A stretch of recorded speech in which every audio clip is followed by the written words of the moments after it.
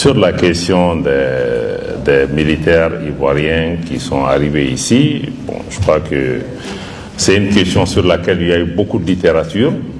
Ce qu'on peut expliquer encore une fois, c'est que aucun pays n'accepte qu'on puisse déployer des soldats sans prévenir, sans suivre des protocoles adéquats par rapport à cette question, et que, bon, ceci soit attentatoire à la sûreté de ce pays-là, et qu'on trouve que c'est normal.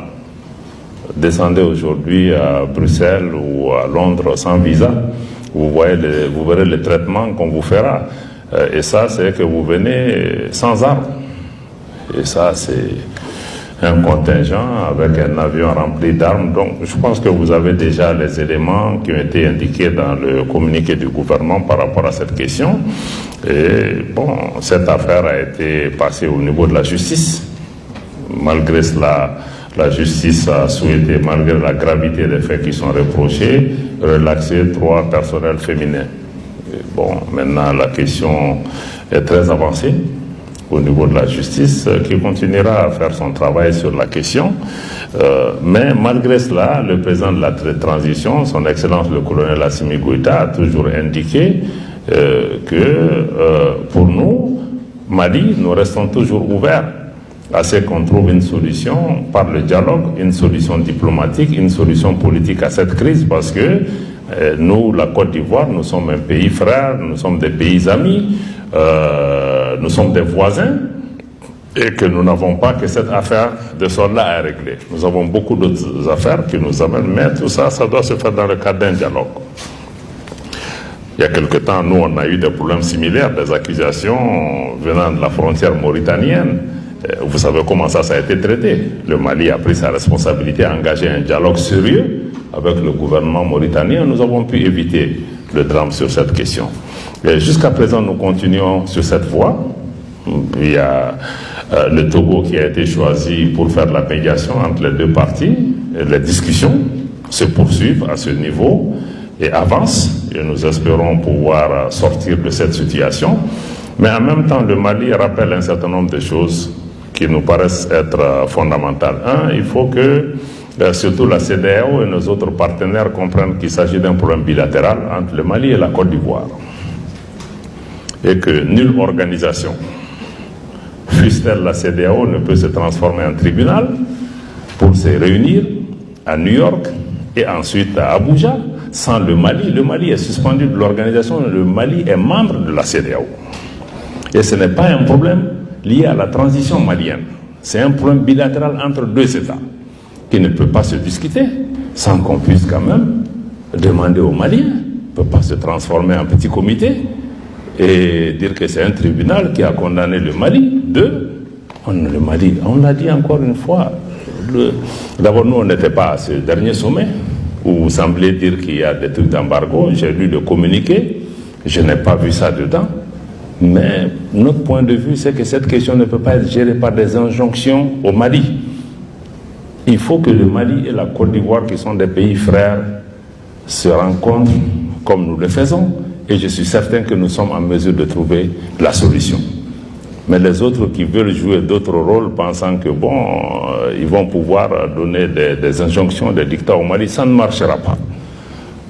Ça ne marchera pas. Mais nous sommes toujours ouverts et moi je suis confiant qu'une solution sera trouvée à la hauteur des liens séculaires entre ces deux pays. Je répète encore une fois, il n'y a pas de problème entre les peuples ivoiriens et les peuples maliens. Il ne faut pas qu'on essaye d'élargir les choses à ce niveau. Il y a un problème bilatéral comme cela arrive toujours entre voisins. Dans nos pays aux frontières, il arrive toujours que les éleveurs et d'autres se battent, après on trouve une solution. Je crois qu'il ne faut pas aller au-delà de ça, et il faut que les gens arrêtent juste les ingérences et pensent que on peut gérer le Mali comme on gère son propre pays. Non, ça il faut aussi quand même qu'on nous respecte. Maintenant, pour l'autre question de monsieur là, elle est beaucoup plus vaste, le lien entre souveraineté interne, souveraineté externe. Je crois que le tout est lié, je l'ai dit tout à l'heure, même sur le plan, j'ai parlé aussi de souveraineté économique. Je pense que, contrairement à ce que Konaté indique, c'est pas même pour développer nos pays, on a besoin d'une souveraineté économique, on a besoin de bâtir nos économies sur des bases saines. Parce que si on n'a pas ça à la justice, c'est pareil. Le problème de la justice, c'est notre problème à nous tous. Et c'est le problème le plus fondamental qui existe dans ce pays. Même les questions de sécurité trouvent leur origine aussi dans des injustices. Donc nous avons tous, je crois que vous avez suivi la rentrée judiciaire, les problèmes ont été posés, il y a eu des engagements pour apporter une réponse. Et les réponses de la justice ne sont pas que les réponses du gouvernement.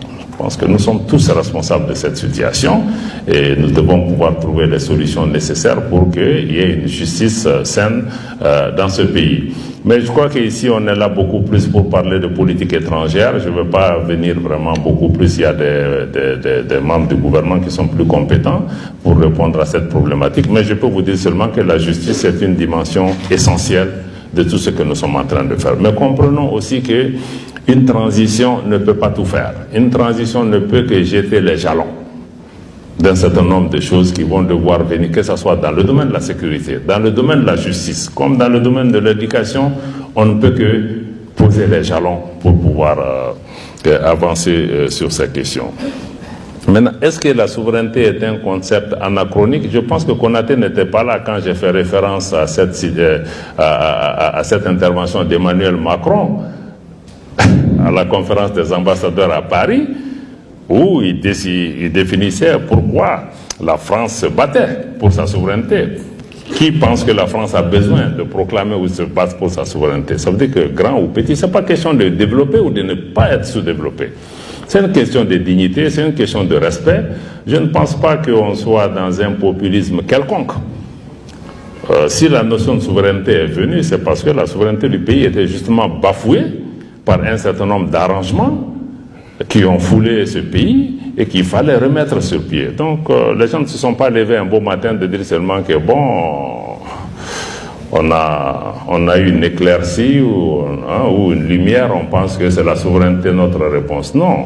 Si on regarde la question de la sécurité aujourd'hui, quand même le Mali est en train de se battre pour pouvoir prendre sa sécurité en main. Je ne pense pas que ça soit une question de rhétorique par rapport à cela. Bon, maintenant, je crois que ce qui est important à comprendre à ce niveau, est-ce qu'on peut faire ceci, on ne peut pas faire cela? Moi, je ne suis pas dans les grandes théories, mais je pense que la souveraineté, c'est d'abord qu'on nous respecte, qu'on ne nous infantilise pas. Je ne pense pas aussi que nous aurions la prétention d'infantiliser les Maliens. Je pense que les Maliens savent ce qu'ils veulent.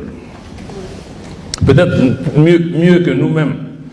Parce que ce que les Maliens demandent, je ne suis même pas sûr que le gouvernement pourra l'exprimer comme les Maliens souhaitent qu'on l'exprime. Donc je ne pense pas qu'on puisse se lever et penser que les Maliens sont des enfants, il faut les abreuver de la souveraineté, ils oublieraient leurs problèmes et ça va se résoudre. Non. Mais quand même, il faut comprendre que quelles que soient les difficultés dans lesquelles nous prétendons tous au respect, à la dignité, et pouvoir aussi prendre en charge nos problèmes pour pouvoir répondre à cette question. Donc pour moi, je le vois de façon beaucoup plus pratique que de penser que bon, il y a une nouvelle idéologie qui est lancée, qui va dans telle ou telle direction. Moi, vous savez, peut-être que nous on dit des choses d'une certaine façon, mais quand j'écoute les autres pays autour de nous, mais ils disent tous la même chose, peut-être qu'avec des mots différents. Chaque pays veut être souvent. Est-ce qu'on est prêt à se battre pour se faire respecter? Pour moi, c'est ça la question.